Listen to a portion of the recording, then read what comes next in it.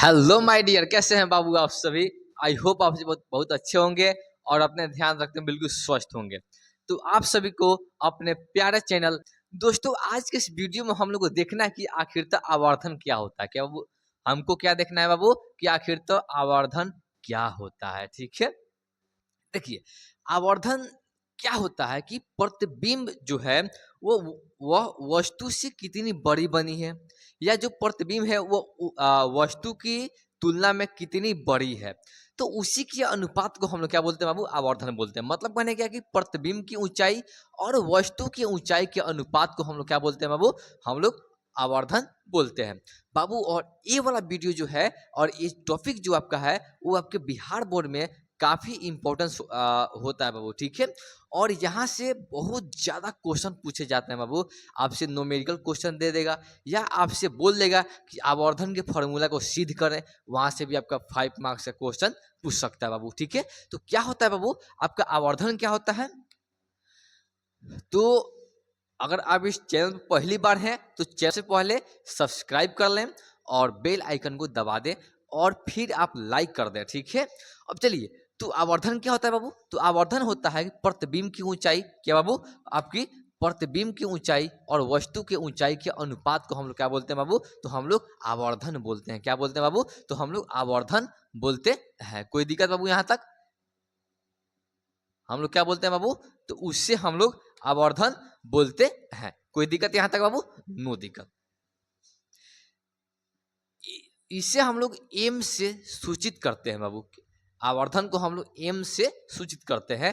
M के M बराबर होता है आपका एच डैश बाई एच, और जहां एच डैश आपका होता है प्रतिबिंब की ऊंचाई और एच आपका होता है वस्तु की ऊंचाई होता है। ठीक है, एम बराबर प्रतिबिंब की ऊंचाई बाई वस्तु की ऊंचाई। ओके, माइनस एम का अर्थ होता है कि आपका प्रतिबिंब जो है वो वास्तविक बना है, और आपका प्लस एम का अर्थ होता है कि आपका जो प्रतिबिंब बना है वो क्या बना है बाबू, वो आपका आभासी बना है। कोई दिक्कत बाबू यहाँ तक, तो यहाँ तक कोई दिक्कत नहीं होने वाला है। ठीक है, तो अब ये बात कि इसका एक फार्मूला क्या होता है कि एच डैश बाई एच होता है, और एक और फार्मूला आपका होता है बाबू, क्या होता है, एक और फार्मूला होता है एम बराबर माइनस भी बाई यू भी होता है। क्या होता है, माइनस भी बाई यू भी होता है। ठीक है, तो रही बात कि ये कैसे आया, ये कैसे आया, आइए अब हम लोग इसे प्रूफ करते हैं। ठीक है, इसे हम लोग प्रूफ करते हैं कि ये कैसे हुआ। ओके, तो सबसे पहले बाबू एक हम लोग अवतल दर्पण को लेते हैं।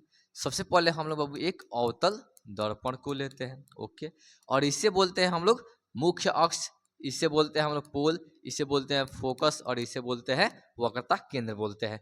जब किसी वस्तु को हम लोग फोकस और वक्रता केंद्र के बीच रखते हैं तो कहाँ प्रतिबिंब बनता है बाबू, तो आपका अनंत और आपके वक्रता केंद्र के बीच प्रतिबिंब बनता है।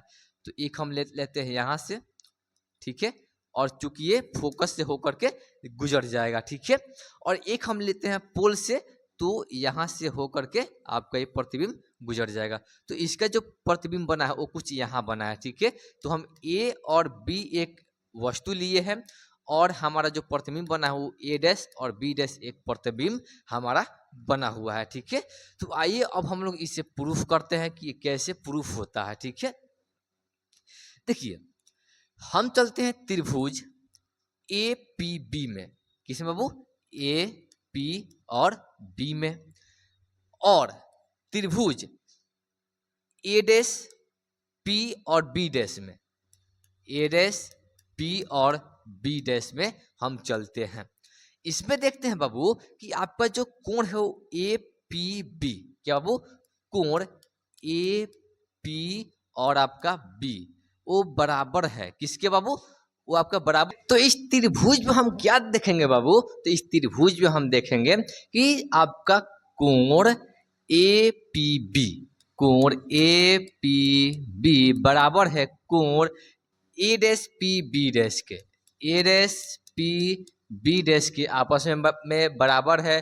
अब कोण आपके बी बराबर है कोण बी डैश के, कोण बी डैश के कैसे, और ये वाला आपके परावर्तन के नियम से, यानी कि यहाँ पर आपतन कोण आई और परावर्तन कोण आर आपस में बराबर होता है और यहाँ पर समकोण त्रिभुज बन रहा है, इसलिए आपस में यहाँ पर ये बराबर है। ठीक है, जब दो कोण आपस में यहाँ पर बराबर है तो त्रिभुज ए पी बी सर्वांगसम है, सर्वांगसम है बाबू त्रिभुज ए डैश पी बी डैश के। ओके, जब सर्वांगसम होता है तो आपके इसके लंब का अनुपात इसके आधार के अनुपात के बराबर होता है। ओके, तो आपके A B by A dash B dash, okay, A dash B dash, okay, इसका अनुपात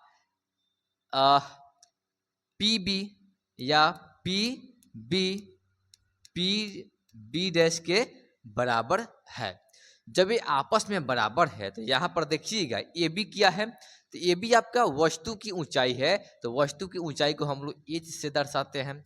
और ए डैश बी डैश क्या है, तो प्रतिबिंब की ऊंचाई है, तो इसको हम लोग एच डैश से दर्शाते हैं। और चूंकि यहाँ पर नीचे है ना, तो नीचे है तो ये आपस में माइनस में होगा। ओके, ये वाला ये माइनस में होगा।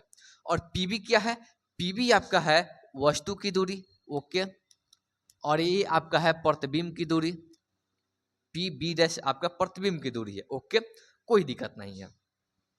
अब चलिएगा हम इसको, अब ये दोनों आपस में क्या है, दोनों यहाँ पर माइनस में होगा। क्यों माइनस में होगा, क्योंकि ये वस्तु के जो आपका u होता है वो भी माइनस में होता है अवतल दर्पण में, और भी जो आपका होता है वो भी आपका माइनस में होता है। ठीक है, तो ये प्लस हो जाएगा। ओके, और हम इसको ऐसे भी तो लिख सकते हैं, कोई दिक्कत, नो दिक्कत। चूंकि हम जानते हैं कि एच डैश एच का मान, या हम एक लाइन और हम बढ़ जाते हैं। ओके, हम इसको ऐसे भी लिख सकते हैं, इस माइनस को उधर की ओर ट्रांसफर कर दिए हैं। ओके, तो बाबू तो हम इतना को हम क्या लिख सकते हैं, यहाँ पर हम एच डैश एच को हम एम लिख सकते हैं ना, एम हम लिख सकते हैं ना, तो हम इसको एम लिख दिए और माइनस भी बाई यू हो गया। तो इसी को तो हमको प्रूफ करना था। यही क्या है, आपका आवर्धन सूत्र है। ओके, आवर्धन सूत्र आपका ये भी है और ये भी है। ओके, तो यहाँ से आपका न्यूमेरिकल क्वेश्चन सॉल्व हो जाएंगे। तो यदि वीडियो अच्छी लगी हो तो लाइक शेयर और सब्सक्राइब जरूर कीजिएगा। ठीक है, मिलते हैं अगले वीडियो में। धन्यवाद, जय हिंद।